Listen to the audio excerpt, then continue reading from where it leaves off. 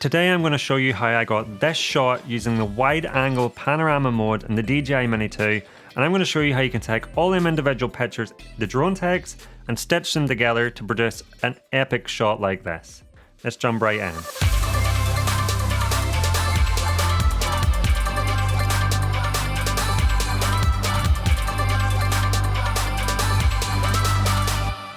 So before I show you how I put this shot together and how I stitched all the individual images together of the wide angle panorama mode in the DJI Mini 2, I just want to say 90.3% of you aren't subscribed to my channel.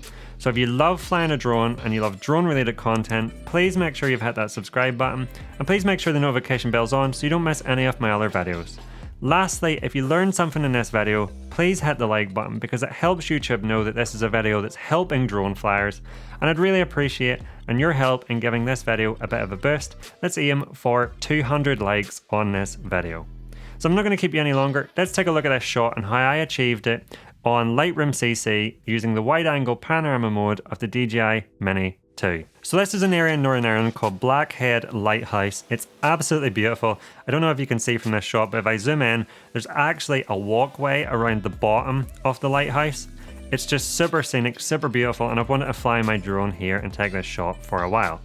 And how I achieved this shot was using the wide angle panorama mode, my new favorite mode of the DJI Mini 2, because it helps you get a really zoomed out far back perspective without needing to fly your drone that high or that far away. But also because this shot's basically made up of 9 individual images, it gives you the ability to have a lot of fun in terms of reframing it, because there's a lot of detail here. I can zoom in and there's so much detail captured in this image because, like I say, it's made of 9 individual images, whereas if you'd actually flown your drone really far back or really high to take this shot, you just wouldn't have that level of detail once you zoomed in. So when you've been out and you've taken a few photos using the wide angle DJI panorama mode, you're going to come back and you're going to find this. You're going to find folders for each one of your images, and within that you're going to find 9 images. So how do we take these images and stitch it together into one cohesive shot? So for this I'm going to be using Lightroom CC. This will work on Lightroom Classic or any other photo editing software you want to use. It will loosely translate it. But in this case, and I personally love using Lightroom CC, it's great because the edits I make on here instantly go on my phone, and I can also continue the edits on my phone if I want. But I digress. So what you want to do to stitch these together is to take your 9 images and drag them onto Lightroom CC, and then you will see this. So we want to add these to Lightroom CC, so I'm just going to click add 9 photos. And then what you want to do once imported to stitch these all together is select all 9 of them, right click, go to photo merge and go to panorama merge. It's going to take a few seconds to gather up all the information from the images, and then what it's going to do is it's going to stitch these together for you. You don't need to change the projection, just keep it as spherical. And when it's stitched them all together, you're going to end up with an image that looks like this. So it was quite windy when I took this photo, and so when the drone was actually moving around to take the individual photos for this panorama, it was tilting a bit, and so you can see this tilting in the shot, but it's really easy to fix this.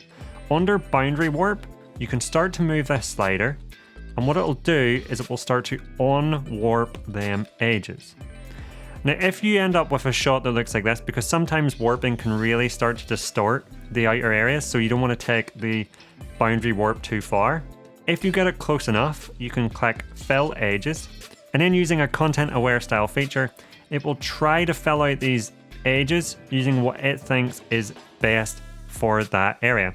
And you can see it's really done a good job of filling out them areas in the shot. You can barely tell that it's been computer generated, them edges. And then lastly, all you want to do is you want to click merge. And then I'm not going to dive into the individual settings I used for this photo in the final version, but what I will do is I'll quickly run through it. I brought down highlights, I brought up shadows. I do this for every image and every piece of footage that I get from my drone. I tweaked the whites and blacks a bit. I added a slight S-curve, I brought the temperature down a little, and I boosted vibrance and saturation, and this is how I've got this shot. And like I say, one of the beautiful things about this wide angle feature and why I love it so much is there's so much information captured in these 9 images, is that I can decide to reframe this image. For example, let's say I want a Instagram stories image, and so I'm going to go with a crop, something like this.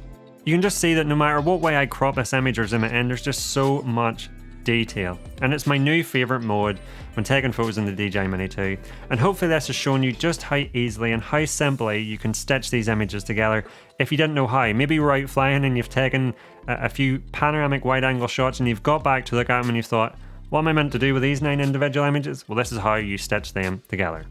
So before you go, if you've learned something new, please make sure to hit that like button. And as always, like I always say, if you haven't subscribed and you love flying your drone and drone related videos, please make sure to hit that subscribe button.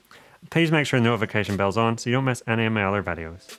As always, I appreciate you watching. Thank you so much. I'll see you in the next video.